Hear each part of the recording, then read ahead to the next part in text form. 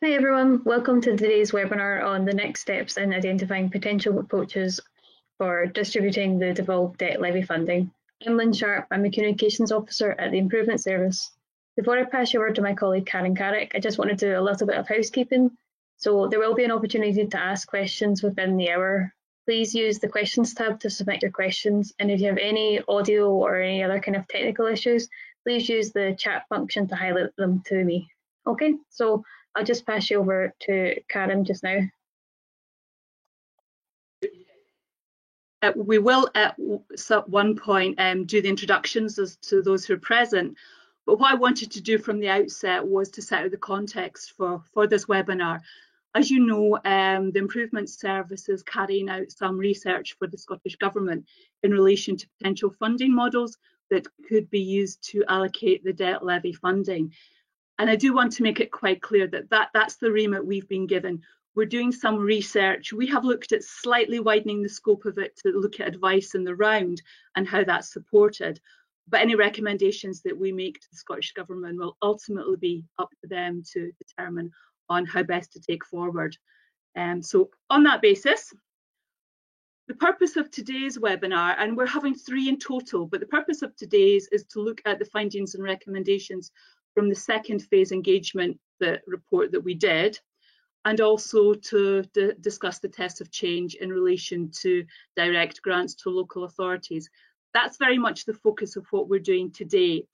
We are, as part of the process of reaching out to people, seeking their views and taking things forward, doing a series of webinars. So the second webinar, which will be later on this month, in which we'll send out details, will look at how local authority funded services have responded to COVID-19, how they've adapted to offering digital services, and we'll also look at the trends in the demographic profile of the people seeking advice and the type of advice that they are seeking. And we'll look at that on a national basis, but we'll be able to provide some examples from different local authority areas. And the third and final webinar that will take place in August, will look at developing a partnership approach. That's very much a theme that's come through the engagement process to date.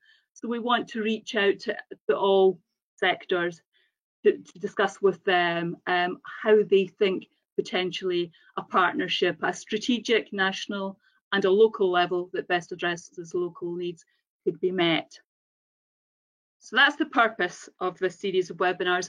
The format today will be that there will be a few brief presentations, and then there will be a question and answer session with members of the panel who will introduce themselves shortly.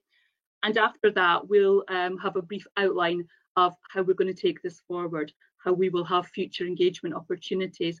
You'll all be aware by now that what we would normally do in this would be have a series of meetings, go out and meet and talk to people, but given the social distancing requirements, that's not possible. So what we're having to look at is how we can still get people's views, but get them on a digital basis.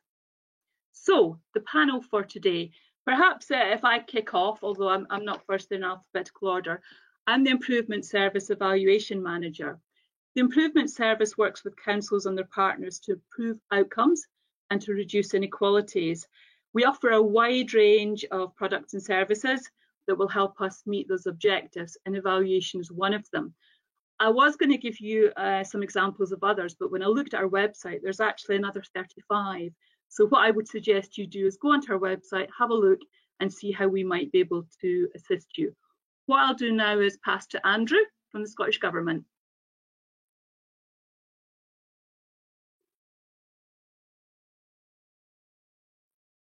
Thanks, I'm Andrew McConnell from the Scottish Government. We took over responsibility for the debt advice levy when it was devolved in January 2019. So I've been involved in this area since then, working with stakeholders on behalf of the Scottish Government, ensuring that the funding is continuing that was in place previously and working on this transition period. Thanks.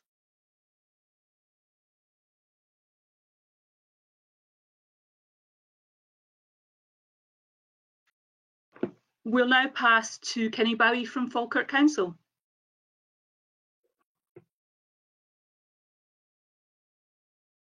All right. Hi, good morning. I'm Kenny Bowie from Falkirk Council. I'm the Senior Debt Advice Officer for the Debt Advice team within Falkirk Council.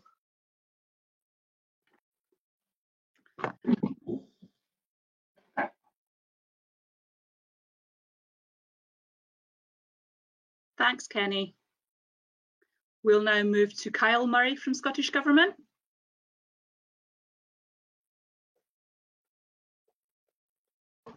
Hi all, Kyle Murray, Scottish Government, and I have recently taken on the responsibility for the debt advice levy policy and funding responsibilities that we have in the Scottish Government. Very gladly to be joined by Andrew McConnell at the moment, who of course was hoping that this would be handed over at some point in the recent months, but with COVID-19 and the effects, we're still sort of doing a softer transition over to social justice policy, which is where I'm based. So yeah, that's me. Thanks very much. Now you know who the panel are that you can ask questions or make comments to at a later stage in the webinar. What I'd like to do now is give a very brief overview of our findings today. You will probably remember that we produced a preliminary report on potential funding models and delivery approaches which we could use to allocate the levy funding. It was very much what I suppose you would call a quick and dirty report. We looked at research, we did commissioned some research into funding models that are used in other areas across the UK and also on an international basis. The focus was very much on research. Once we'd got some preliminary research findings, what we decided to do then was to have a very basic engagement process. Now, we recognised that it was very limited and not everybody who wanted to contribute had the opportunity to do so. But as a result of that, what we managed to do was identify 7 potential funding models, and we identified 2 that we thought would be worth exploring in a bit more detail, which would be the subject of tests of change. These were direct grants to local authorities and also using some of the funding for change and innovation approaches. This report formed the basis of further discussion that took part in a much longer and much more robust engagement process. So in terms of the process, we published the report, we invited comments, and then what we did was we actually reached out to people. So we conducted 6 one-to-one interviews with organisations that expressed an interest in doing that. And we also had 7 open sessions where we invited people to come along and discuss the basis of the recommendations in the report in a bit more depth and make recommendations. We also wanted to ensure that the voice of users was heard, of service users. So what we did with that was we commissioned a Survation survey of over 1,000 people, some of who'd used Advice Service previously, some who hadn't. And we also carried out interviews with service users. What we wanted to do, we did this as part of a customer journey process. Unfortunately, we started to do this at the same time as the restrictions were put in place for COVID-19. So that kind of limited our ability to do face-to-face interviews. So we did, I think, 10 face-to-face and we did 8 over the phone. But I think that the findings from that, whilst they're not particularly robust, I think can guide us going forward. And it's an area that we will be doing more work in.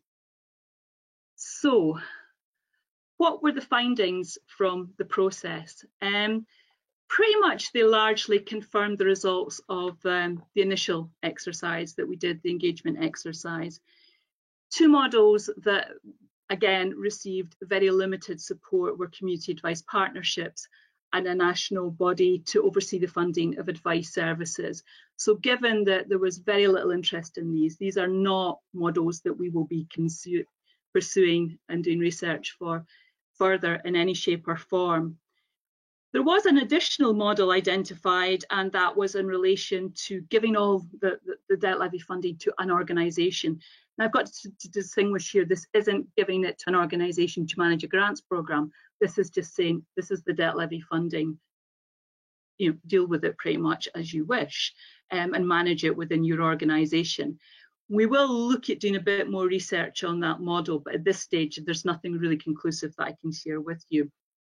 In terms of the criteria that we're using, I think it's important to stress that what we're trying to do is look at the effectiveness of funding models.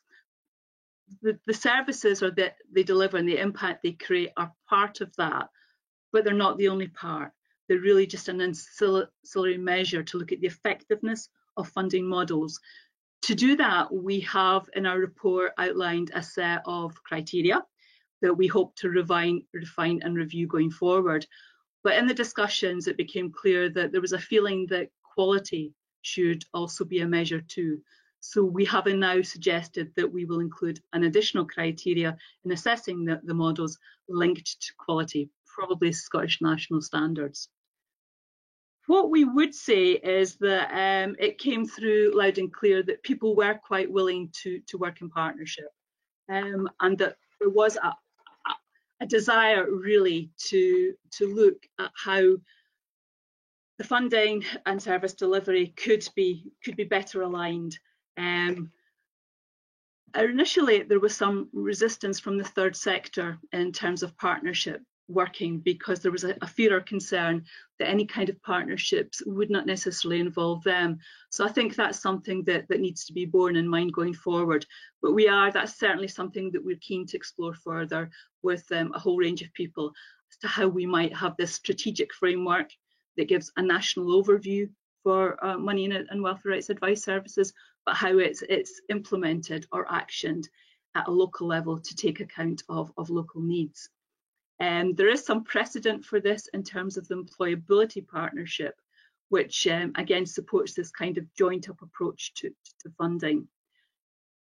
We have also identified that there is another opportunity, if you like, to look specifically at health services. Now, we already do some work. We support the Welfare, Health and Advice partnerships through the Welfare, Health and Advice Services Facilitator, which is hosted by the Improvement Services. And this is about providing access to advice services in primary care settings. And that project's going well. But what we're thinking about here is more, how can we look at blending better local authority and health funding? And there is an opportunity to do that potentially through health and social care partnerships. But it is about recognising the health benefits that access to advice delivers and making sure that that's reflected in any funding application. The other area that we are keen to explore, and again, it's something that is at the very early stages, is looking at how debt levy funding could contribute to activities which result in early intervention and prevention. We all know the benefits in terms of avoiding people reaching a crisis, both for the debt solutions that are available, but also for their health and well-being. So we're looking at how this potentially could be aligned with other funding sources that enable a greater contribution to be made to activities that are linked to early intervention prevention. So they really are the key findings so far. There's a lot more detail in the report. In the report, we've also outlined some areas that people have suggested that we might want to explore further, and we will certainly be meeting individuals and seeking to do that. So, as I've said, one of the areas that we wanted to look in a bit more detail was giving the debt levy funding to local authorities. Now, there is precedent for this. At the moment, local authorities distribute about £11 million to external agencies. They support 71 external services. Of all the councils, 6 have only external services and 4 have only internal services. So local authorities are a key investor in money and welfare rights advice. I know and we're aware that there are some concerns amongst the third sector that by giving money to local authorities, it will be kept within local authorities. It won't be distributed out to the third sector. But what I would say is that the evidence is such is that that doesn't really happen. Now, I know that this varies and there are different arrangements and different partnerships in local areas, but it is something that we thought was certainly worth exploring a bit further. To do that, Scottish Government made available grant funding to 4 local authorities: Clacks, North Ayrshire, Stirling and Falkirk. Now, Kenny's going to talk about Falkirk, so I won't touch on that at all, but essentially what we're looking at is, well, how does this work? How can we assess this as a potential funding model? And the areas that we're looking at in relation to that and assessing that are, well, what kind of partnership can it involve? Partnerships potentially with the third sector. How can advice be linked in better with other services that local authorities provide, such as, for instance, employability? So we have a set of criteria, again, that we're looking at that we'll use to assess these projects. The other 3 projects, and I'll very briefly touch on them before we move over to Kenny, is in Clacks. What they're doing is they're seeking to provide debt advice as part of a multi-agency public sector approach to early intervention, aimed at meeting the needs of the most vulnerable within the community. North Ayrshire are quite interesting in that they've contracted with a third sector partner, and what they're looking at doing is integrating debt advice that's provided by this partner into North Ayrshire Council's employability hubs. So they're making a link between employability and debt or money advice. And again, they're focusing on priority groups. They're focusing on lone parents and individuals who are experiencing disability.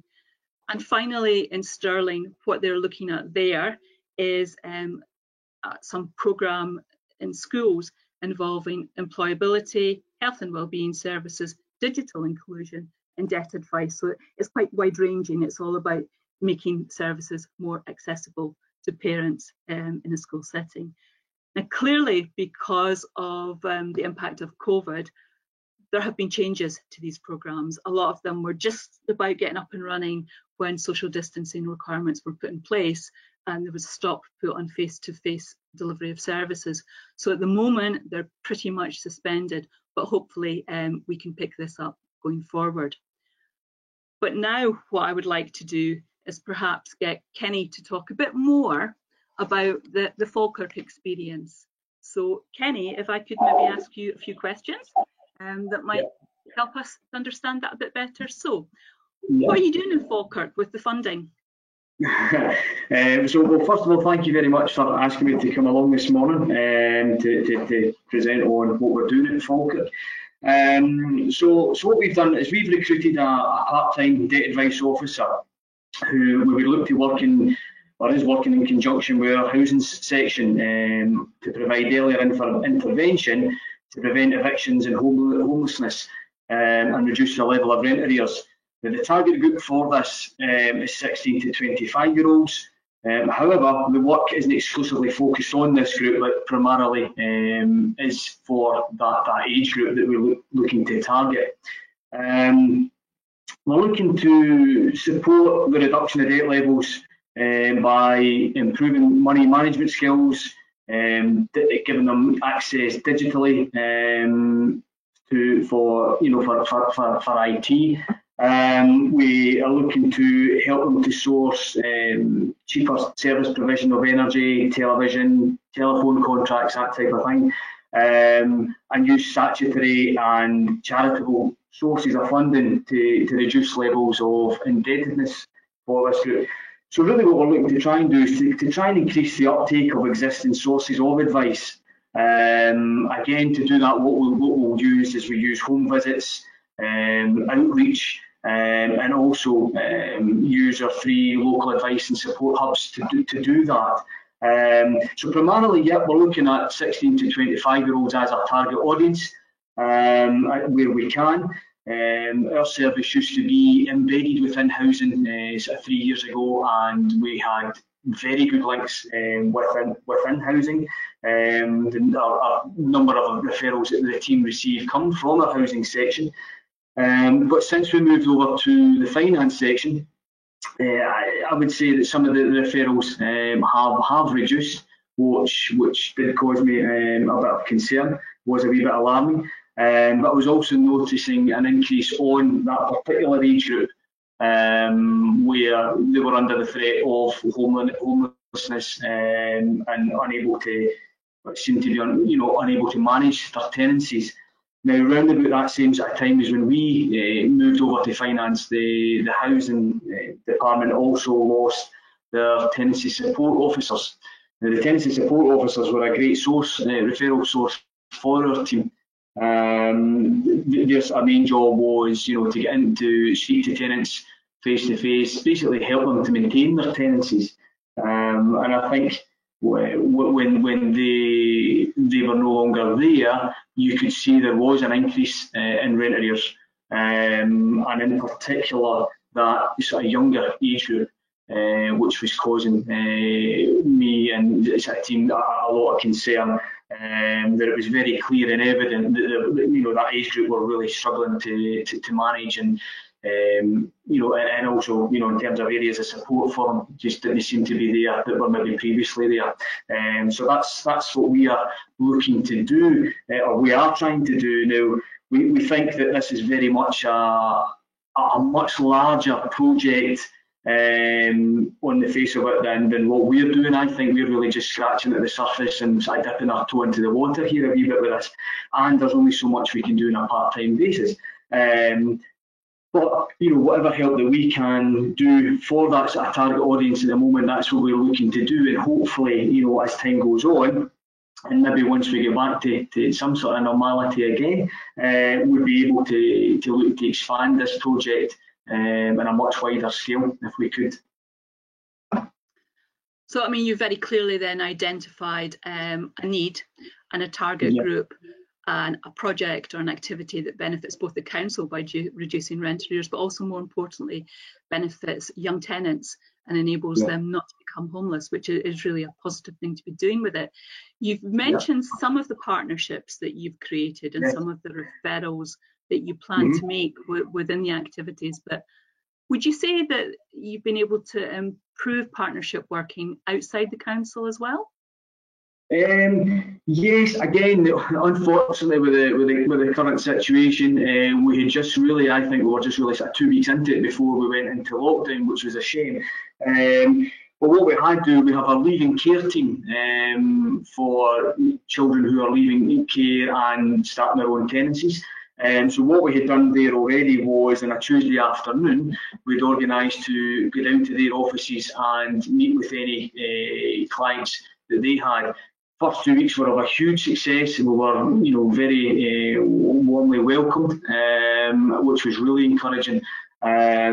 We had to kind of set parameters into what we can and can't do, realistic levels of what we are, because I think the leaving care were looking for possibly a wee bit more than what we could offer. But I took positives from that was maybe something where we could develop in the future. The other thing was we were looking to try and get into Forth Valley College. They have a college within Falkirk, and I have a connection there who had made a connection with and started communications there. So we're going to start to look to embed the data advice officer that are in there for a morning per week. But again, with the current situation, that didn't take off, unfortunately. We also have our employee training unit, known as ATU. So again, we had links in there, and we were looking to develop something there where, again, the data advice officer would probably get in there for maybe half day a week as well. We would also, to do that, we would take along one of our welfare benefits officers as well, who would be down there assisting with the sort of income maximisation side of it and all the rest of it. So certainly there were plans in place to really move this forward and to build links. But as I said, we were just sort of 2 weeks into the project where everything kind of got locked down, which has been quite disappointing and a shame. As I said, our leaving care team were very welcoming towards us, and really wanted us here more than 1 day a week, which is unfortunately we couldn't do that with a part-time advisor. But I look at that and think that that's an area where in the future that we could really develop and grow, to be honest. What we'd also done, around about May time, I was asked to be involved by a housing section or a housing needs section to assist with a questionnaire, an educational questionnaire. So I put my side of things towards it, and then what we've done is we've put that out to all the teachers within the secondary schools.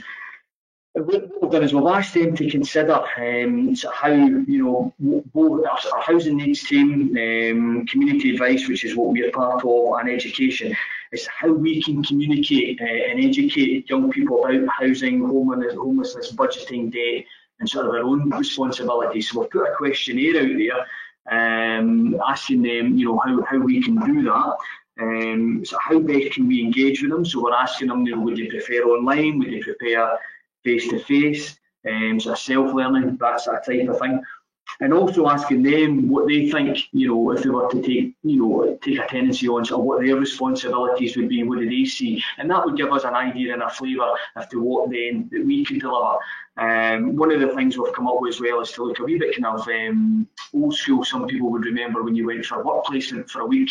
That's something that we're looking at to maybe offer to try and get some of those who are just about to leave school or is to come to us, work with us for a week and get a flavour for what debt advice is about, what housing is about, what homelessness is about, and that kind of thing, to really give them an idea of these are the types of things you're going to need to know if you're out there on your own, how to budget properly, and where you can get alternative, support and advice within that council. So that's the kind of things that we've been working on. But again, we've really I think really scratching the surface for all this. And unfortunately, the current crisis has curtailed it a wee bit. But hopefully, we can get things back up and running and develop things as we move out of lockdown. That would be the hope anyway. I think that's really positive, Kenny, and I suppose you've illustrated there how a small amount of funding has enabled you to make connections with a lot of organisations and agencies that you would not necessarily always work with. So I suppose to conclude and sum it up in a couple of sentences, what would success look like, assuming we get through the other side of the pandemic? What's it going to look like for your authority? Well, success would be, I would say, is reducing the number of evictions and failed tenancies for that particular target group. Anybody that we can help within that target group at all was obviously would prove to be successful. We would be looking at our advisors for working in face-to-face situations. It's about earlier intervention here for us. I think that's the key, and to try and break a cycle of debt, because we are seeing people coming through our doors who are of an older group than 25, maybe sort of 40s to 50 age group, and they'll come back through time to time. Now we're thinking that initially we're helping them and we're being successful. But then if they're coming back to us again in 6 months to a year's time, have we really been successful? Are we really just sort of helping a crisis situation? Not really getting to the roots of the problems. So we're hoping by targeting that kind of age group that we're giving them skills and the knowledge to be able to budget properly, to not get into debt, so they know where to come to get that support and help. But what we're looking to do is to work with them over a period of time. We realise that it's not a quick fix for some clients, so it might be that we need to work with this target audience over first 3 months, help them there, come back to them after 3 months, come back after 6 months, after 12 months, and see how they're getting on. And really, it's not just a case of solving the problem and hoping that that's the end of it and they're not going to be coming back again. It's to work with them over a period of time and engage with them, and so that they're confident and they're feeling comfortable in working with people. But so that we're confident that after a period of time that they do have that knowledge and skill set, that they can go forward and maintain a tenancy. And as I said, if they know, knowing where to turn to for support, which I think a lot of them don't, particularly when they leave school, they don't know where to go. Particularly the ones who have been in care, they don't have support from parents. or guardians or any, so where do they go for that? So to give them that kind of reassurance and confidence that they know where to go, that in itself I think would be successful. But if we can see the number of evictions reducing for that target audience, and to me that would certainly demonstrate success for our area, I would say. Thanks very much for that, Kenny, and I'm sure that that would be a measure of success that all local authorities would like to adopt. What I'm going to do now is hand over to Lynn, because we're now moving on to the question and answer and comment section, so I'll pass back to Lynn. Hi Karen, thanks for that. So we're already taking questions for the panel, so if you have any questions or comments, please use the questions tab within GoToWebinar, and then I'll read them out. Let me know if you want them directed to one of the panel members, or we'll just keep it open. So I'll give a minute or two just to type in some questions.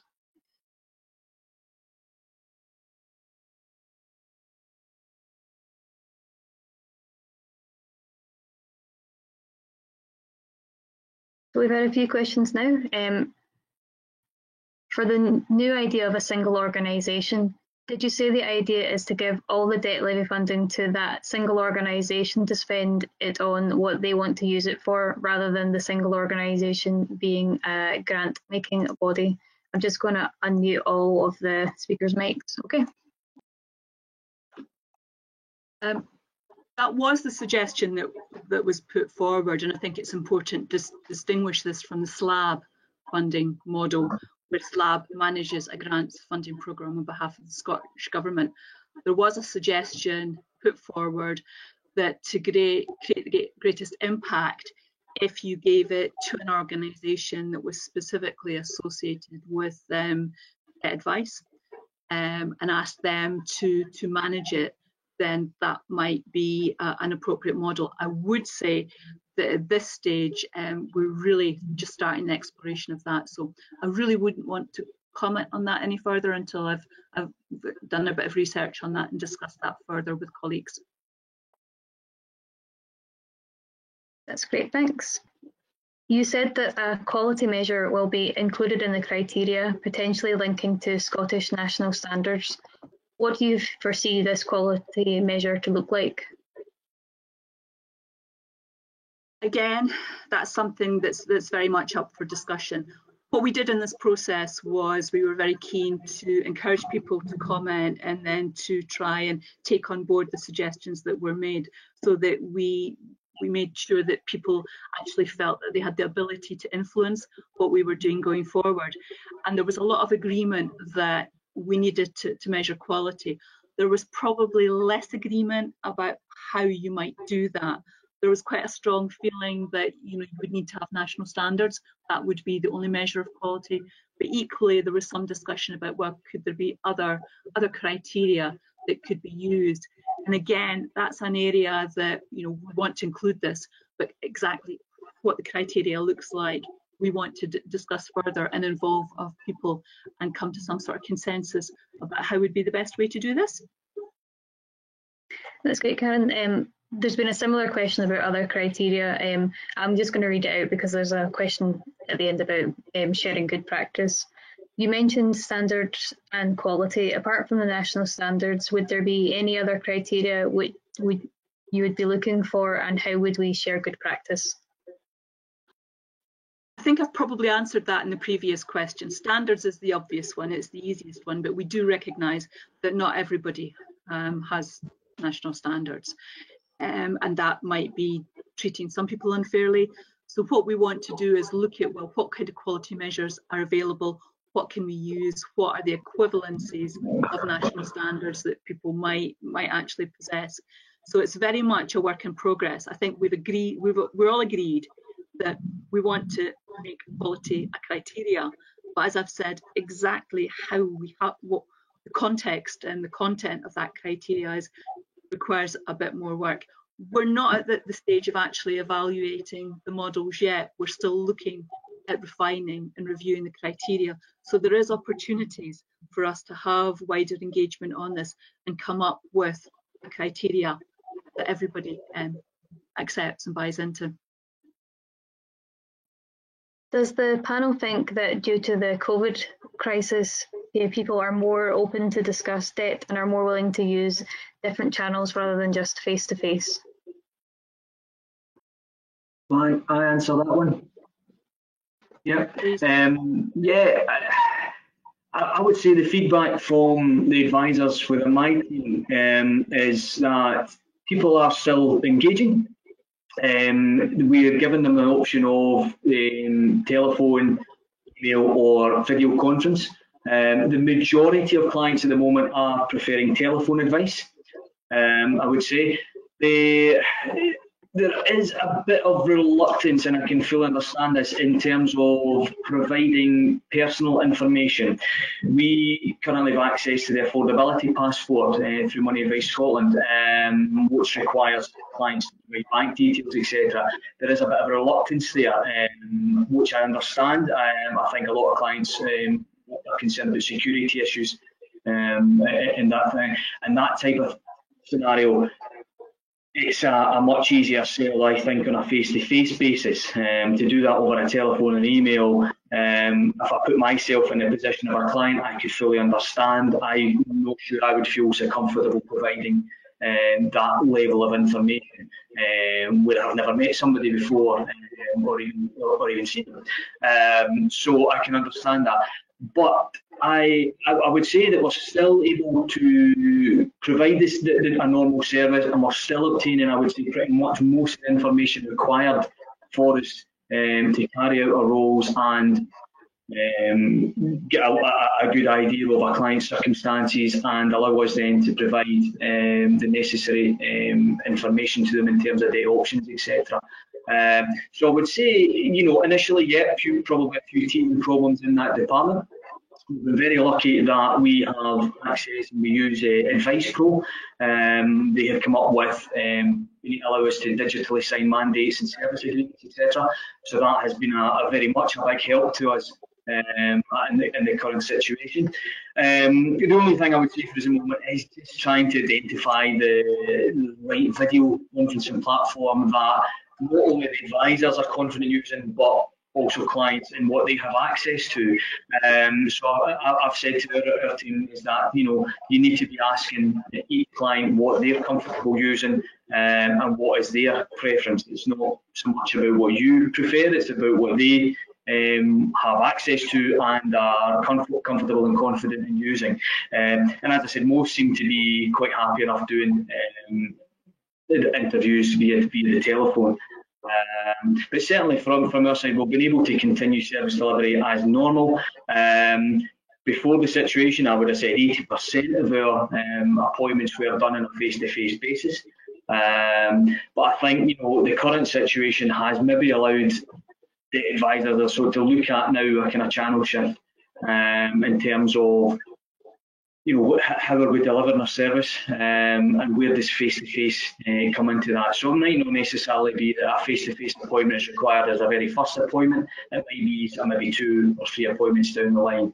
But I certainly think the current situation has allowed us to look at that, and we really need to consider that there is going to be a change here, and whether that continues for this foreseeable or it is just a short-term thing.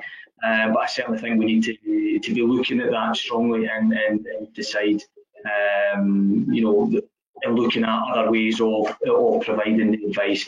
But I certainly would say, we've been able to continue as normal, and once I think all the sort of temporary holds and creditors have been taken off, and we're busy, and we are prepared and ready for that, I would say. But hoping that we can get back to face-to-face at some point, as I certainly think, personally, I think that's probably the best way to deliver advice and build up trust and confidence for a client. But certainly that's how we've been doing things, and so far it seems to be going quite well and been relatively successful, I would say. That's great, thanks Kenny. You suggested the idea of the single organisation. Where did it come from in the consultation process? It was suggested by one organisation. and we agreed that from the outset that if anybody identified any additional models, we would at least look at them. So I don't think it would be fair for me to say who suggested it. Indeed, in the report, I've anonymised everything, and I think that's important. People feel that they can suggest what they like, and they don't have any kind of fear that that will be held against them. We felt anonymity is important in terms of getting people to engage and to be honest and to say what they really felt. So it was one organisation put it forward, but we will investigate it and we will come back. Indeed, we would have done that with any models that were suggested. That's great, thanks. What time frame is expected for the debt levy funding strategy to be completed?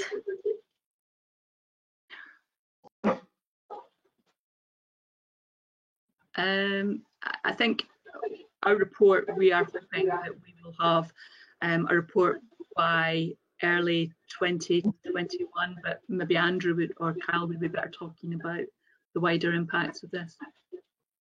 Yeah, sorry, I hadn't muted myself there because of background noise in the house, and then realised I was like, wait a minute, trying to talk. So sorry for that. In terms of the long-term strategy, I don't want to commit wrongly and end up disappointing everyone.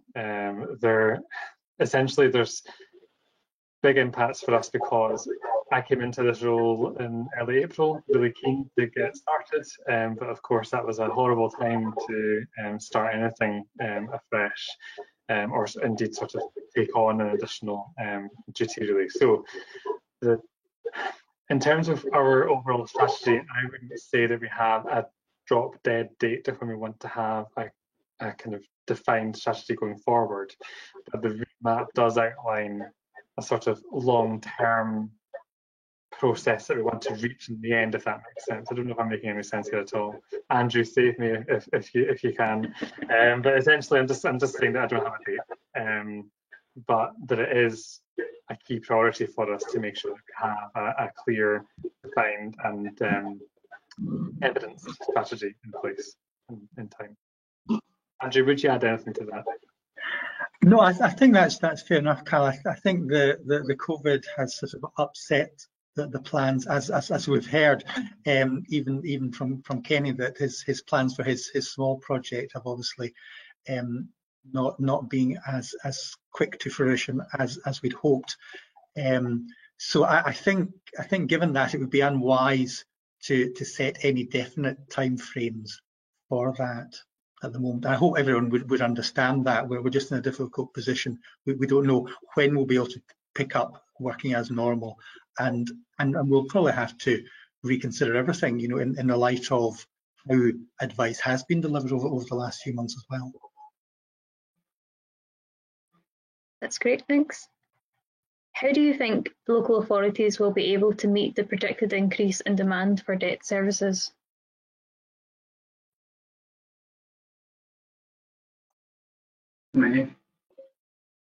Yeah, I'll answer. I think it would be extremely difficult, without a shadow of a doubt. I think we are potentially going to be overrun with referrals.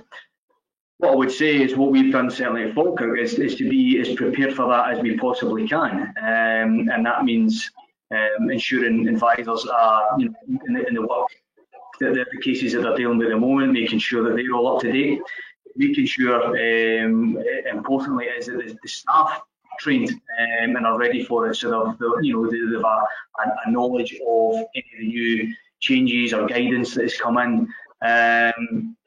And I think that's really all you can do now, is to try and be prepared as best as you can for it.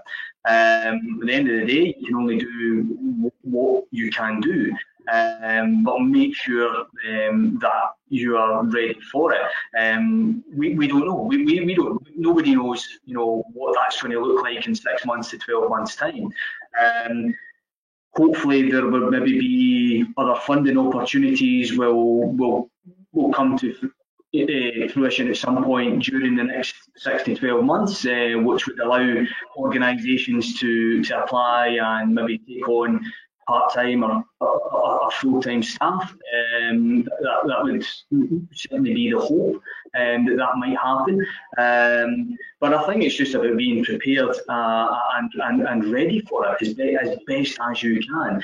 So, ensure that your staff, if they're working from home, they've got all the right equipment to be able to do that. They're able to have the right sort of video conferencing platforms in place, telephones, etc. And they have basically access to everything that would require them to do their job as if they were in the office as normal. And I think that's really all you can do. When staff do have time, to make sure that they are accessing training and reading up guidance to obviously improve on their knowledge.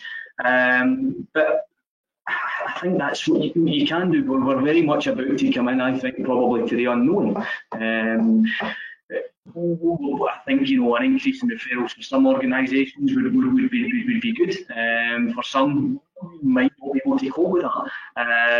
But we have to be realistic in what we can do. And not promise people and raise people's expectations to. It has to be. We have to keep that realistic. And if and obviously then going forward, we demonstrate how busy we are. And as I said, maybe other funding opportunities may come about. But I would say, just my advice to other organisations out there would be just ensure that you're prepared and you're ready for it happening as best as you can be, so that it doesn't come as such a big shock. One of the things that we've done, I would say, is we've one of our members of staff is about to go for maternity leave. Now, thankfully, Falkirk Council have allowed me to advertise and interview a temporary candidate for that, which I've now done. I don't know whether some organisations' recruitments are still going ahead. We've obviously been lucky enough that we've been able to do that. But I mean, what I could have done is not take somebody on and leave that sort of post vacant. But I felt that, particularly if we were going to be as busy as anticipated, then I think that the wise move was to try and get somebody in. There's also the thought there, if one or two in the team went off sick, for example. If we are busy and and the stress levels kick in, etc. So again, making sure that we're prepared and that we got somebody in, the right person in. So in particular, somebody that could hit the ground running. And I'm confident that we have got that. So as I said, I think it's just about being prepared, and I think that is really all best that you can do at the moment. Thanks, Kenny. We just have time for one more question before I hand back to Karen to go over the next steps. How do you think we can harness the willingness for partnership work with the third sector?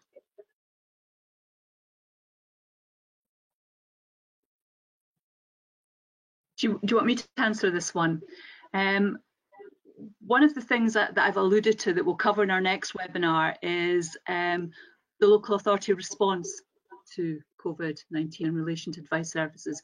And something that came through loud and clear in the survey results was that people had created new partnerships, that to be agile, active and responsive, there was a recognition that things need to move quicker and there needed to be engagement with more organisations. So I think that the nucleus of it is there, and it's just a case of building on it going forward.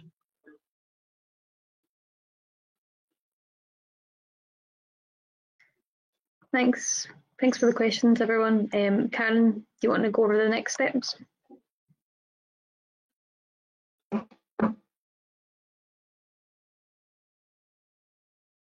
Okay, could you move the slide on, Lynn? I'm not.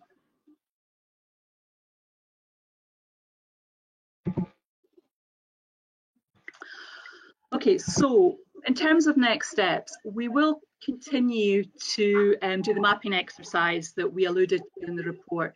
That has been very complicated and much more challenging than we anticipated. So that is work in progress, but we're hoping that we will finalise that in the next few months.